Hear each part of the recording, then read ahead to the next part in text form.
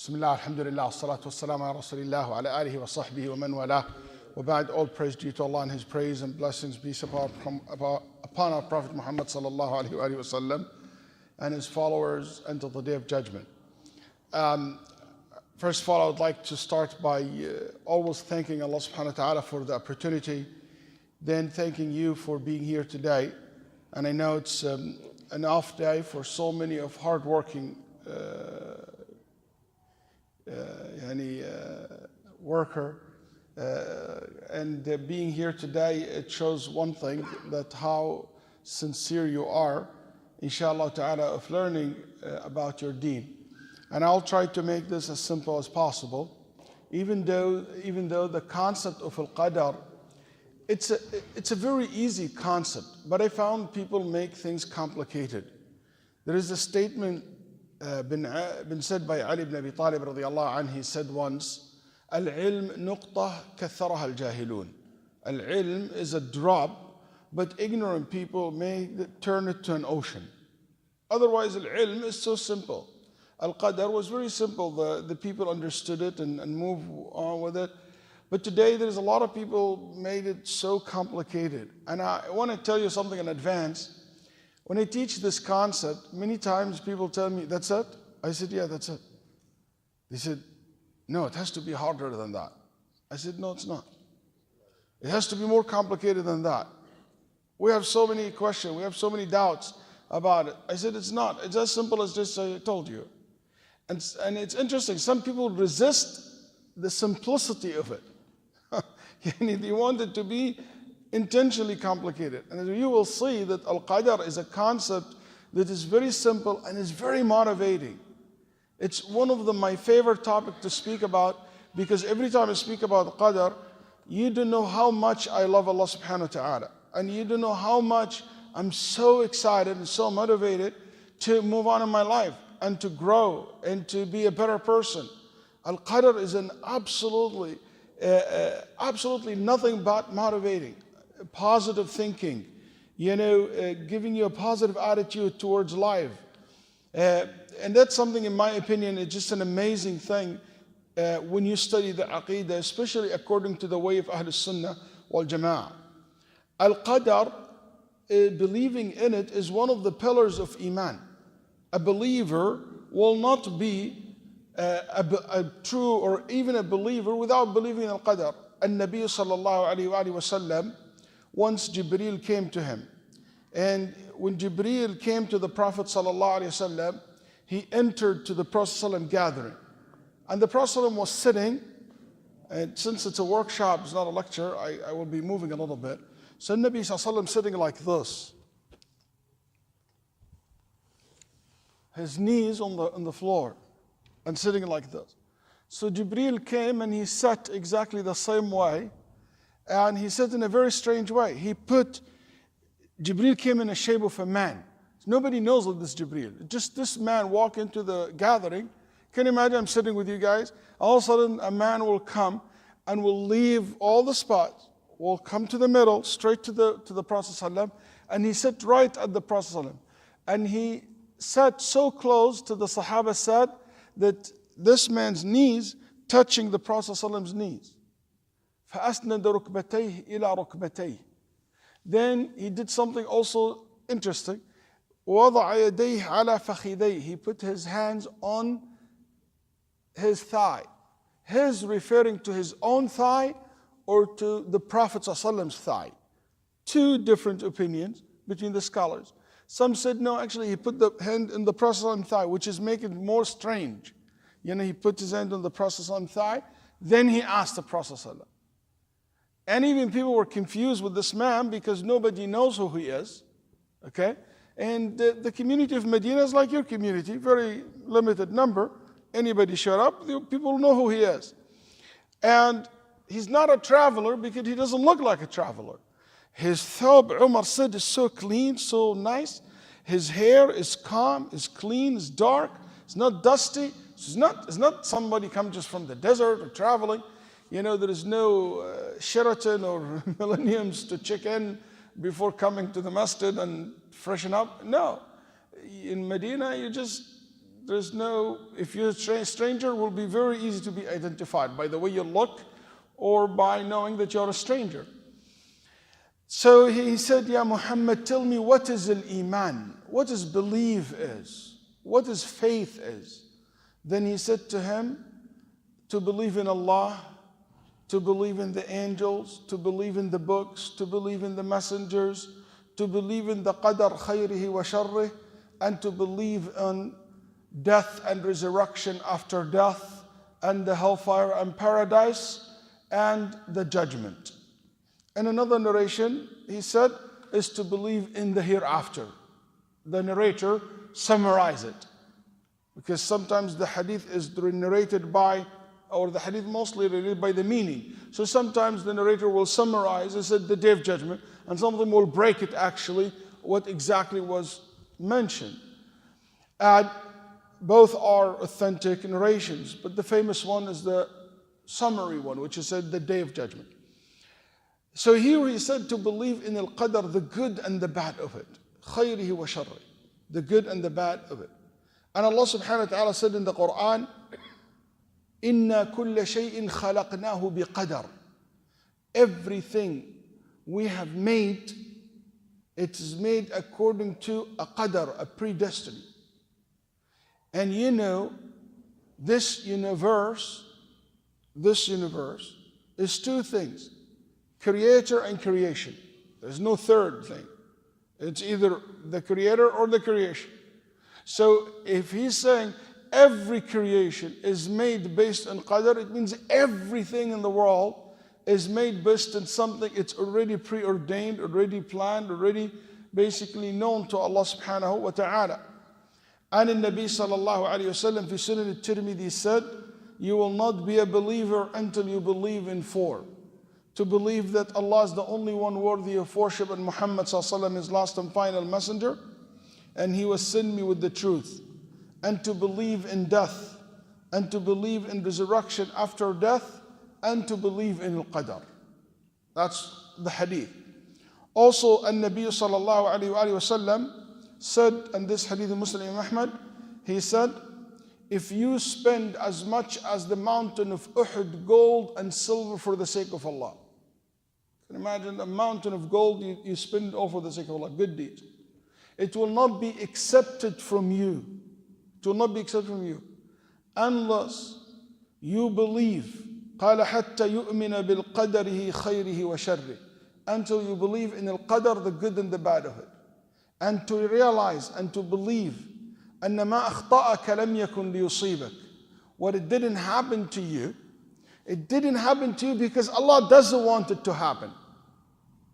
وأن ما أصابك لم يكن ليخطئك.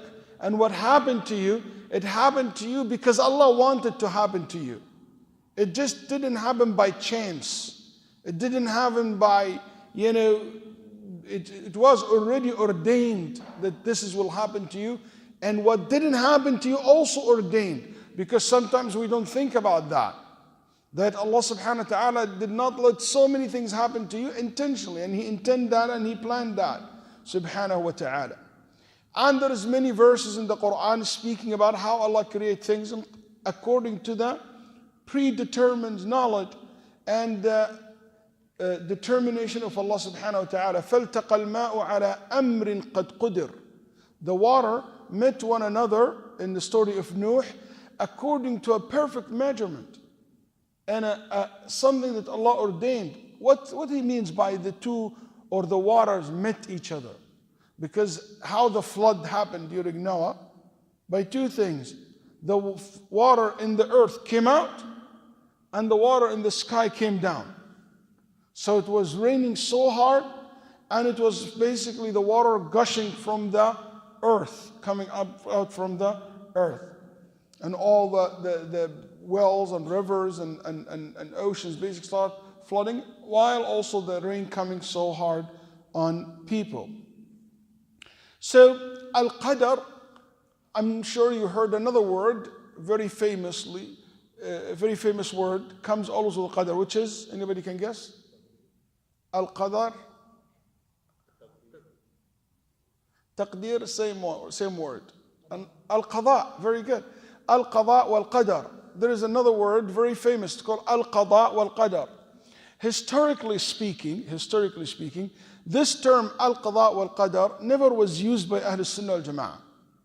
Actually, in the time of the Sahaba, the successors, the follower of the successors, for maybe several hundred years, this term never was used by Ahl Sunnah. The first people who used the term al-qada wal-qadar actually was not Sunnis. It was one of the sects, the deviant sects in Islam, who used these terms like this. But guess what? After those people start using al-qada wal-qadar, it was commonly also used by the Sunni scholars. Can anybody tell me a lesson from this? Think about how open-minded Ahl Sunnah are. Even though the terminology itself was initiated by someone who's not from Ahl Sunnah, but they didn't have a problem with using the terms as long as the terms is okay. We're not a closed-minded people, because we have this kind of mentality today that there is people so closed-minded. You know, they were Ahl Sunnah al-Jama'ah were very open-minded. They said, okay, that terms is acceptable. The meaning is acceptable. These words came in the Quran already, the qada and the word al-qadar, and it was used, but was not a very common use later on. You'll find it in some of Ahl Sunnah al-Jama'ah's work in the later time, like 500 Hijri and up. But before that, in the first early generation, you will not use the term al-qada wal-qadar. They use al-qadar by itself or al-qada by itself. And commonly they use the word al-qadar. Actually, in the text, the Quranic text or the Hadith text, you also see the use of the two words together. Al-qada wal-qadar like this. It is not even exist in the Quran. So the Prophet didn't use that terms or Quran. Quran used the word al-qadar by itself or al-qada by itself. So, and it's important for me that you understand the meaning of these two words, because I do believe that this is a key to understand the concept. And for English speaking or English speakers community, I always say there are certain terms in Arabic you must understand what these words means in Arabic. Translation will not do justice to it. Okay? Predetermined, it does not represent the word qadar. And that's one of the reasons for people to be misguided, because they will start making the rules based on the translation, and the translation not necessarily reflecting the full meaning of the word. So you need to know what this word really means in Arabic. Al-qadar or al-qada. So al-qadar, qadar al-shay, in Arabic language, the words qadar, generally speaking, comes from the word qadara, which it means new, predetermined, planned perfectly. So for example, I said, qaddartu shay, I planned. That's why engineers, and they plan for, for things and how things will work and how things will fall. So all this taqdeer, you plan before things happen. And also you knew about it. So I knew that this will happen. The knowledge that is prior to things, we call this taqdeer, okay? So it's planning, it is knowing, it is also predetermined. So I already predetermined that I will do something. We saw qaddart hada shay. So these are the meanings of the word qadar. The word qada, I'm sure you guys are familiar with the last name qadi and the job qadi, judge, okay? So al-qada, it means what? Executing, okay? Making things happen, making it exist. So qadayt, that's why the qadi, why we call the qadi qadi? Because he make the punishment happen. He make the rules happen. He apply the rules. Me and you, we can debate all day long about who will get what. But when it will take place, when the judge said, you take this and you take that. So he make it happen. So that's why al-qada, basically, linguistically, judged, ordained, executed perfectly. Question. Which one comes first? Qadar comes first. So if you have qadar, then qada. Even though like when we say al-qada wal-qadar, it doesn't mean al-qada comes first, okay? Al-qada wal-qadar, it's just because in Arabic language, we don't like to end the sentence with heavy letter like al-hamza. So we don't say al-qadar wal-qada. It's very heavy in pronunciation. We like to make it sound like relaxed. So we say al-qada wal-qadar. It's easy. And there is plenty of examples like this in Arabic language. We basically, we don't care for the orders, we care of the way it sounds, you know? It's very common, like for example, in usul fiqh, we have something called as-sabr wa taqsim, you know? We have many examples like this. Anyway, going back to the original point, so linguistically, we see clearly a distinguish between the two words. But is that also how the Sharia used the two words?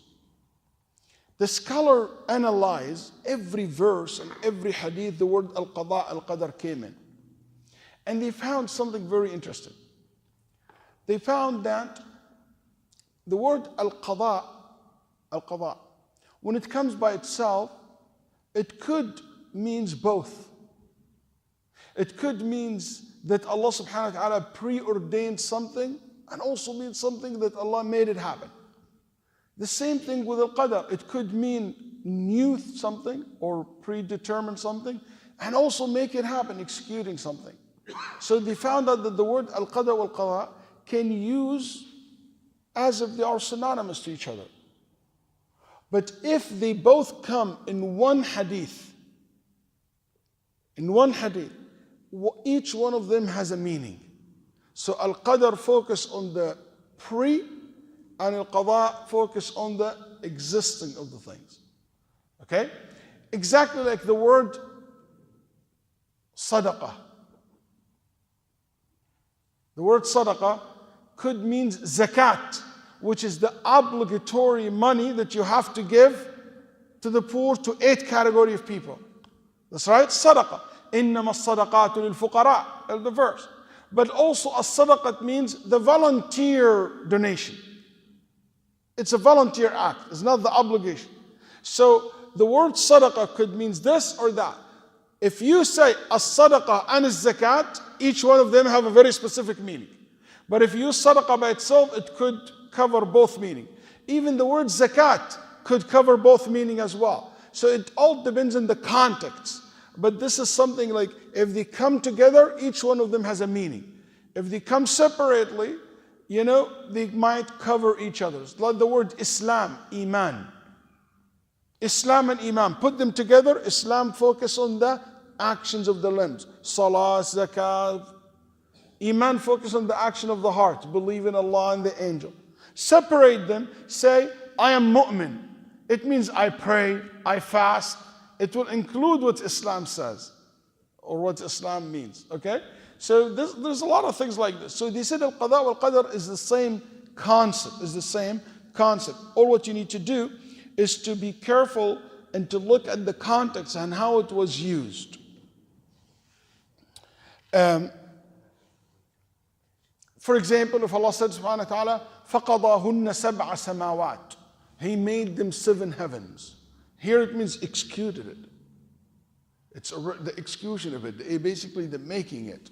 Okay? I'm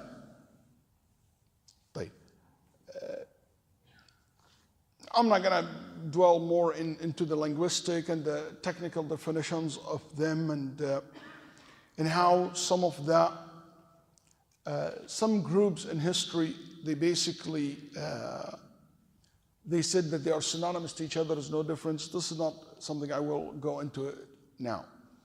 But what is important for me is to define al-qadar wal-qada according to the Sharia.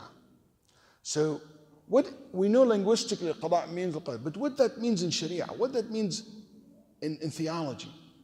The scholar said al-qadar means, and pay attention, Allah's complete knowledge, writing in the safe tablet, and willing of all things before their existence.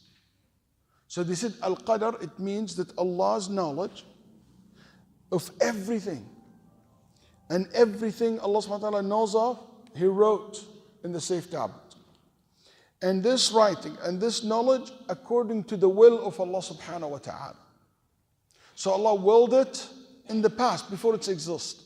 So Allah willed that you will be born, willed that I will come to Kuwait, willed that you will be here in this class. Allah subhanahu wa ta'ala already knew that you will go to this college. Allah subhanahu wa ta'ala already willed it and He wrote in the safe tablet that you're gonna buy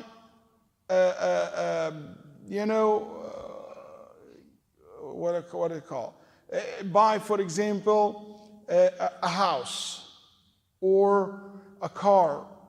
So everything is new, written, and willed by Allah subhanahu wa ta'ala. And willed by Allah subhanahu wa ta'ala. So they said this is what Al-Qadar is. And you can tell the connection between this definition and the linguistic meaning of the word Al-Qadar. But what's Al-Qada? Al-Qada in Sharia, they said, it means Allah's creation of all things by His command and will. So it's Allah's creation. So Allah created, made it. So Allah knew that this baby will be in the womb of the mother. He wrote that. He willed that.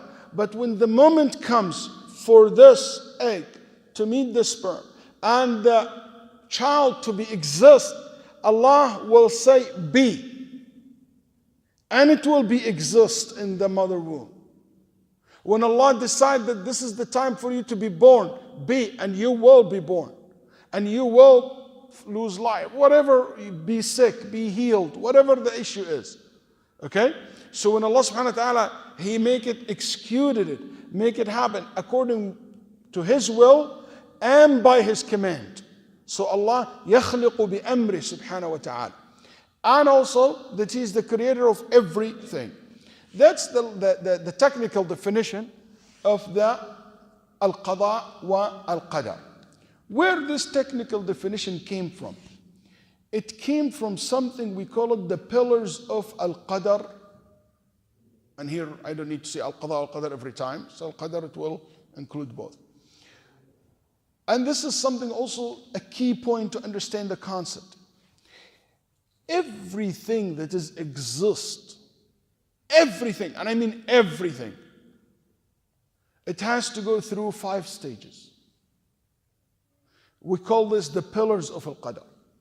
Anything you can imagine in this world happened, and it will happen. It has to go through these pillars, or these 5 pillars, or based on these 5 pillars. Or if you want to say it goes through these 5 stages. Number 1, the first pillar of Al-Qadar, and is the most important one of it, it's called Ilmullah, the knowledge of Allah. And guess what? It is so important to the extent when Imam Ahmad was asked, what is Al-Qadar? He said, Al-Qadar is Allah's knowledge. And then Imam Shafi'i rahimahullah said, if anyone argue with you about Al-Qadar, argue with them about Al-Ilm. فَإِنْ أَثْبَتُوهُ غُلِبُوا وَإِنْ جَحَدُوهُ كَفَرُوا. If they agree with you that Allah has the perfect knowledge, they can't argue with you anymore. And if they deny that Allah has the perfect knowledge, they are not Muslims.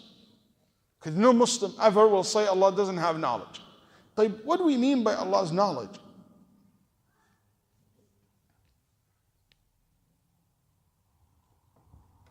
We say that Allah subhanahu wa ta'ala knows everything before it happened, while it is happening, and after it happened. I'll say this again. Allah knows everything before it happened. This came out.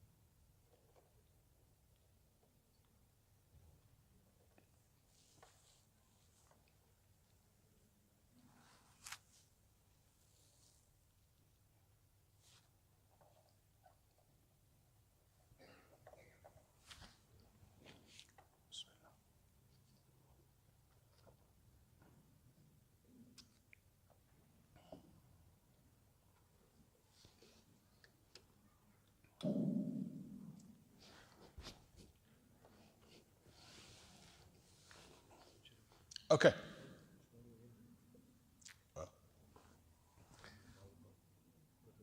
Can we do this in the next break? I'll give you a break in a little bit, and we can do that. So, because I get distracted myself. Don't worry about it. The whole point of the PowerPoint is to make people focus. So it's doing exactly the opposite. Yeah.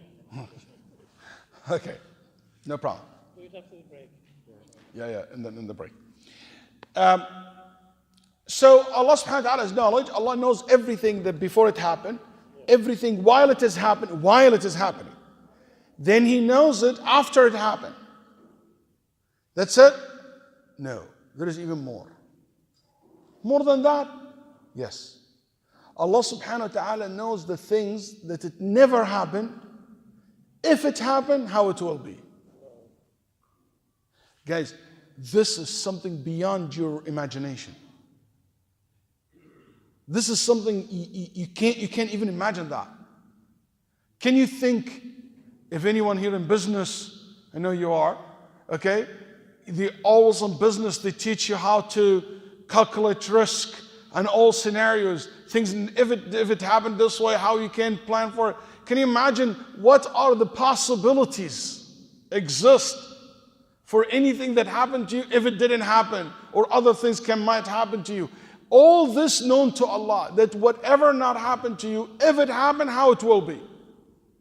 Yani, for example, Allah knows if you never came to Kuwait and you accept another job, another country, how your life will be, with all the details of it.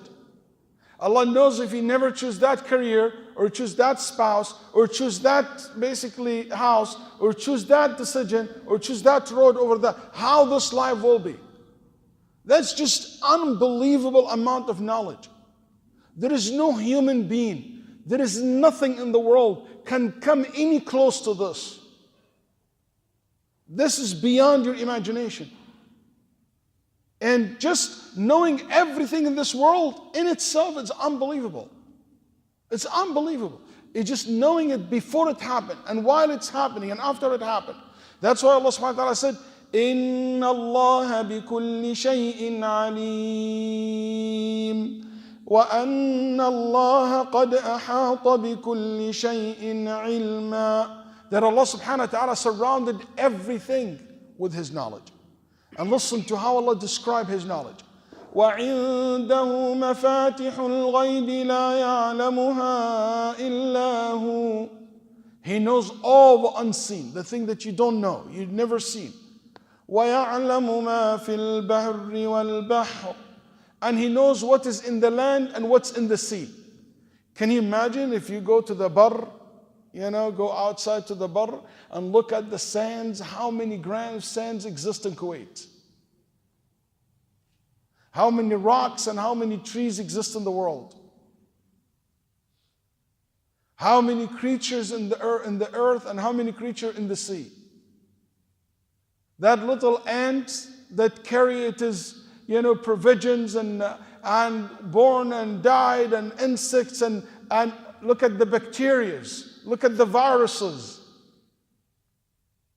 look at the stars and the moons in the universe. It's just unbelievable. Unbelievable. Then He said to you an example. Just one example He tells you.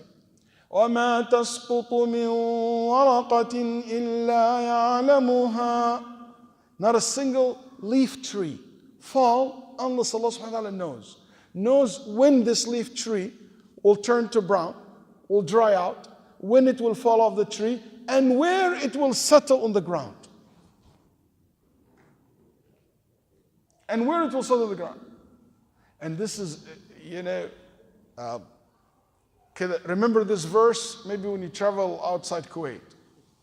Because in Kuwait, there's, in Gulf area, on the Arabia, we still have a lot of trees. But just if you want to see the magnificence of this, go to a countries or area like in Africa or in North America or in Europe or in Asia, where like forests, and just look at these trees, how when they storm comes, and how when the autumn comes, and how when those leaves fall off. It's amazing.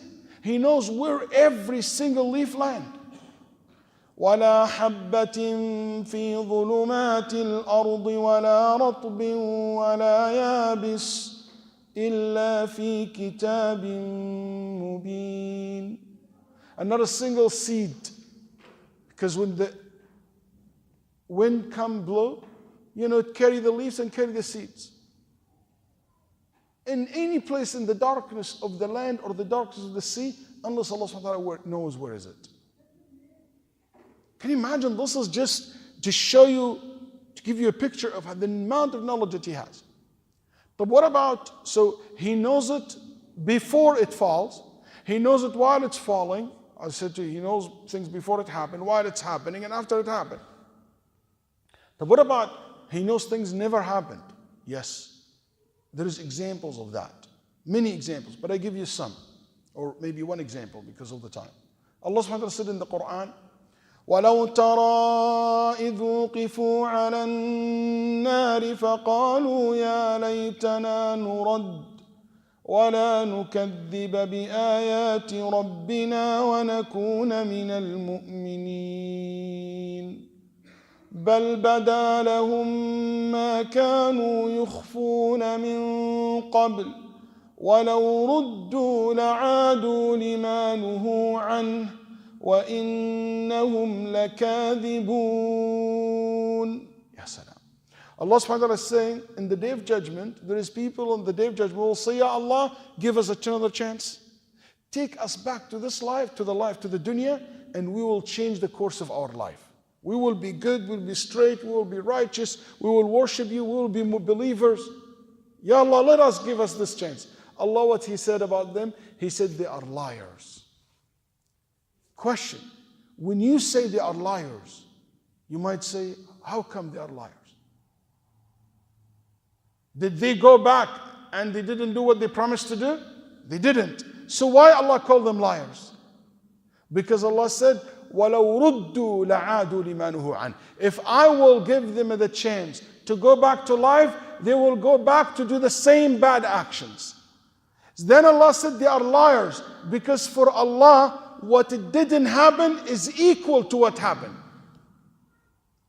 His knowledge of what happened is equal to His knowledge of what didn't happen.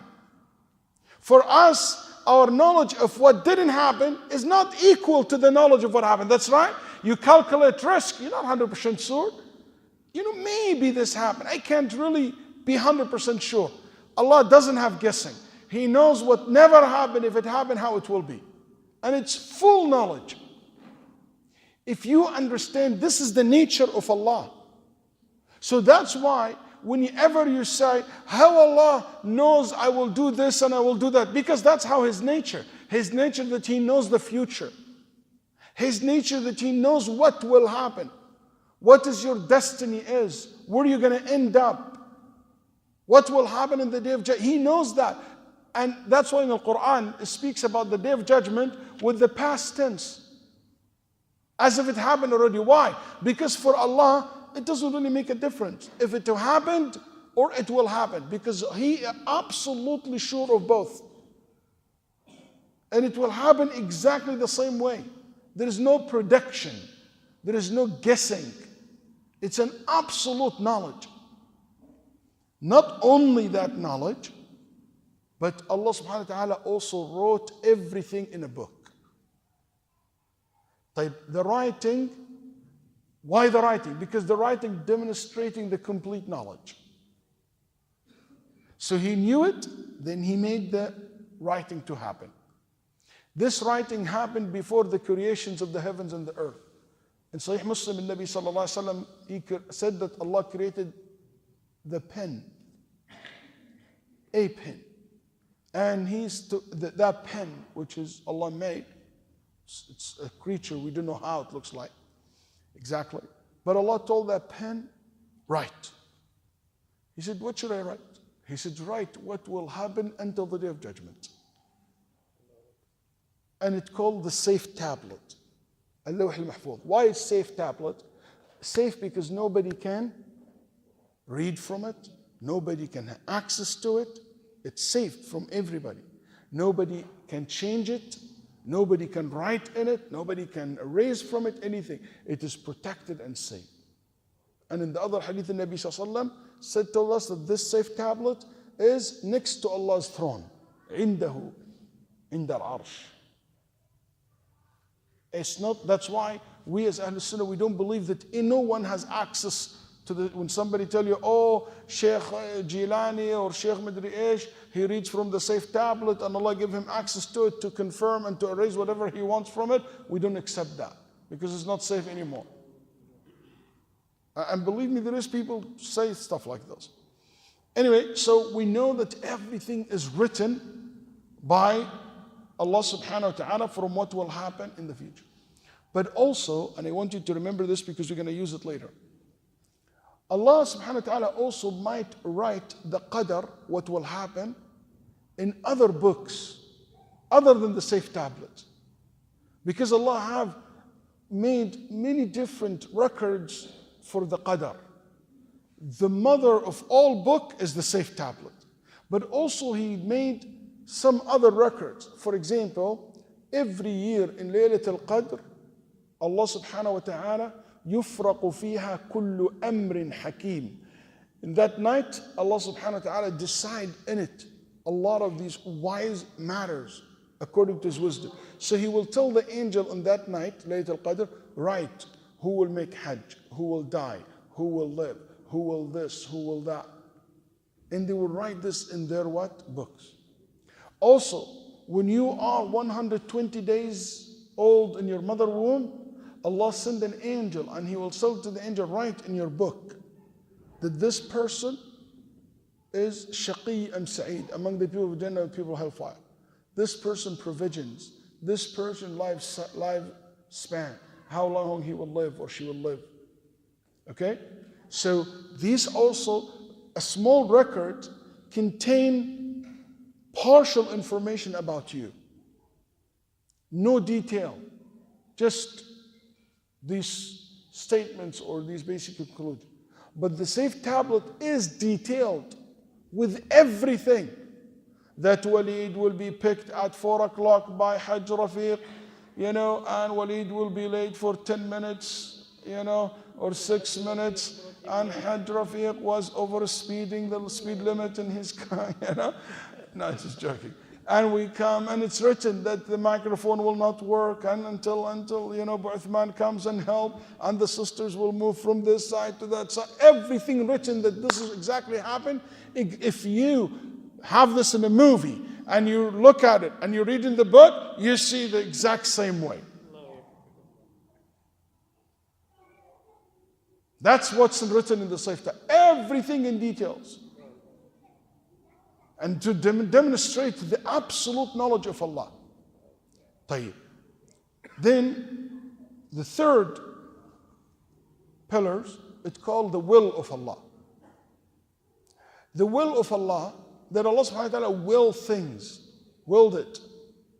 He willed it before it exists, and He willed it while it exists. So Allah willed everything in general, and when the time for this baby to born, when the time for these things to happen, when the time for this person to be healed, to be sick, to die, to get the money, whatever is basically prescribed upon the person, Allah subhanahu wa ta'ala at that moment willed it at that moment to happen.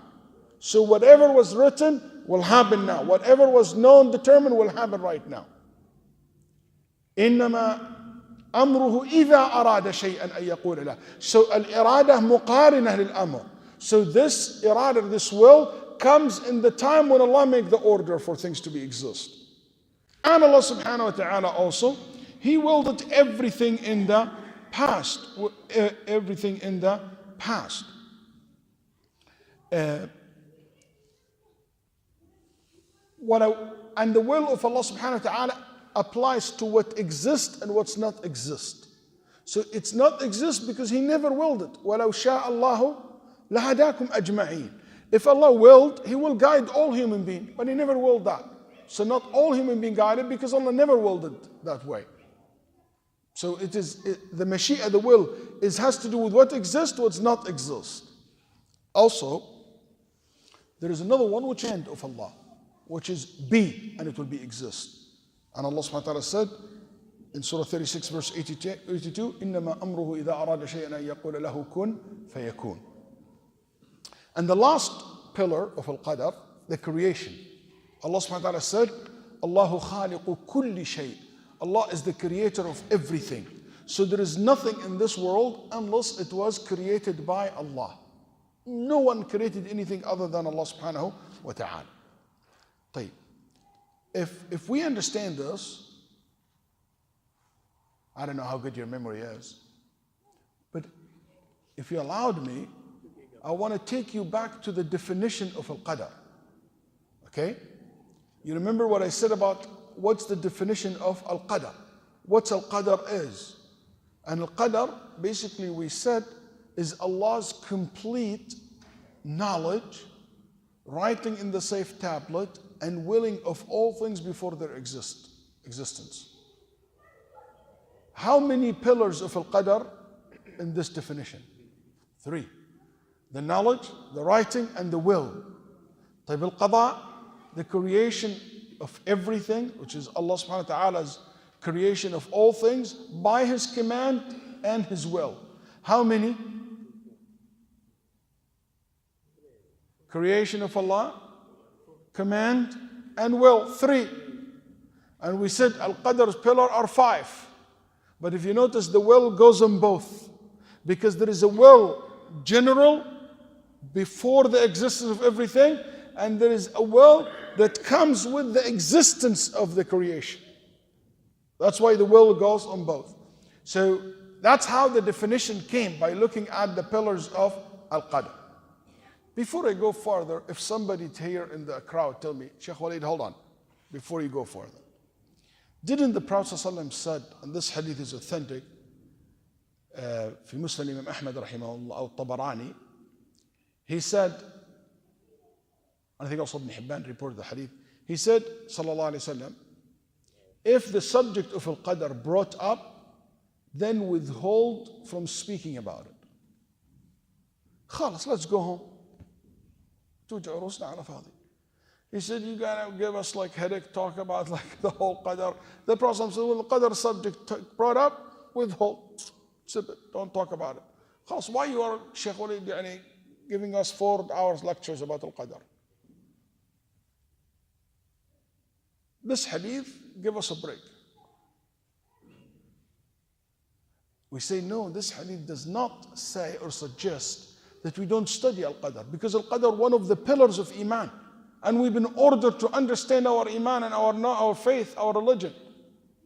But what this hadith means, this hadith has also continuation. There is another portion of it, which is maybe you're not familiar with. The Prophet said, if my companion were mentioned, withhold from speaking about them.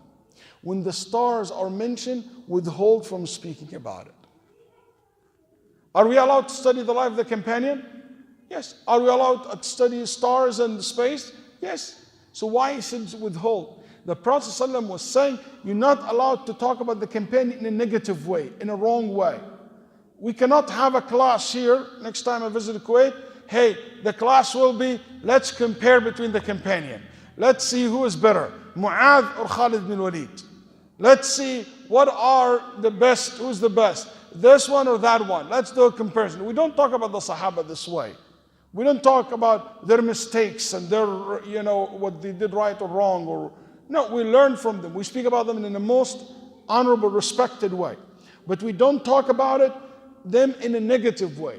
We don't talk about the stars, and we talk about the stars and it influences your psychology, and you are born in this month with this stars, it means you're going to lose weight, it means you're going to gain this. We don't talk about stuff like that. But we study star in the right way. We study the Sahaba in the right way. Al-Qadar, we don't talk about Al-Qadar by questioning Allah. Ya akhi, why Allah made it 7 heavens? Why Allah made the earth 7? Why Allah made this? And we start questioning Allah. That's not allowed. Because you can't even comprehend the wisdom of Allah subhanahu wa ta'ala. You can't challenge God. Because you're nobody who you are to challenge Allah subhanahu wa ta'ala. Or to claim that you're in a position to judge his action. Or you're in a position to claim that you have an equal understanding of things like him, subhanahu wa ta'ala. No way. So, that's what this hadith means. Also, there's another point I skipped, and I'm not going to spend much time on it. Al-Qadar is a subject where I can tell you every single sect in Islam went astray in it. A lot of sects in certain areas in Aqidah, they go with Ahl Sunnah. But this subject in particular, I'm not aware of any sects in Islam unless they couldn't get it right. Regardless how far they are from Ahl Sunnah or close from Ahl Sunnah. But mainly there's two groups, and I want you to understand the two groups so you understand where we stand. There is one group go all the way to that wall, okay, outside, and they are extreme in affirming Al-Qadar. Extreme in affirming. To the extent that they say that Al-Qadar control everything, that you have no will, you have no power, you have nothing.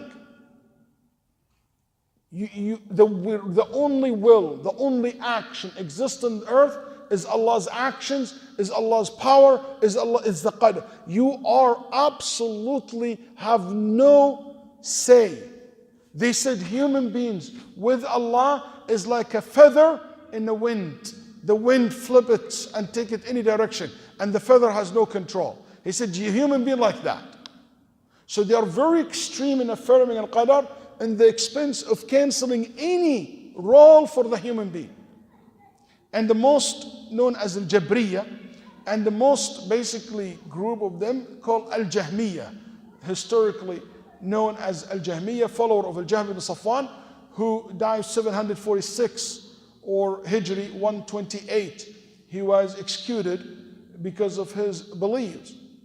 And if you trace this idea, it goes back to a Jew in Medina who promoted the idea known as Labid ibn al-A'sam, as Imam al-Bukhari rahimahullah and others said.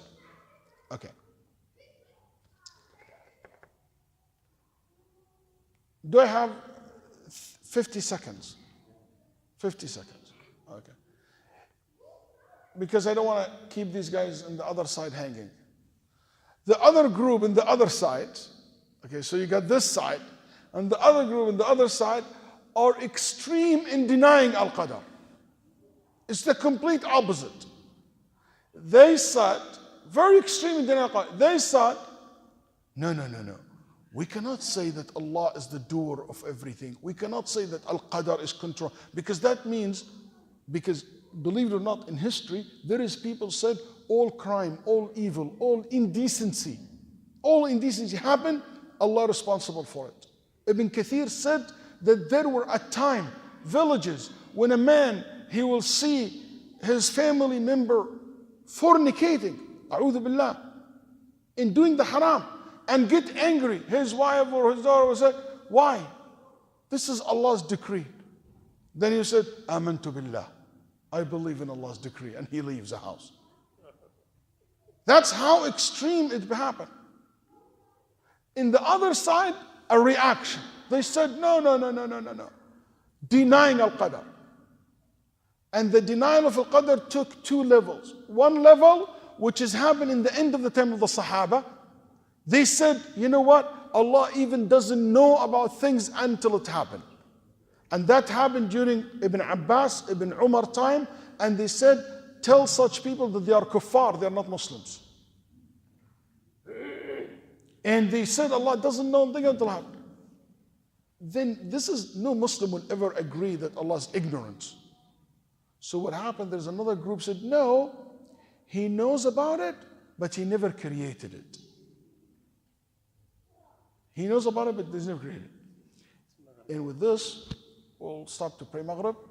But this explained to you why it's important to understand the pillars of Al-Qadar, because it deals with these extreme groups, because they deny it.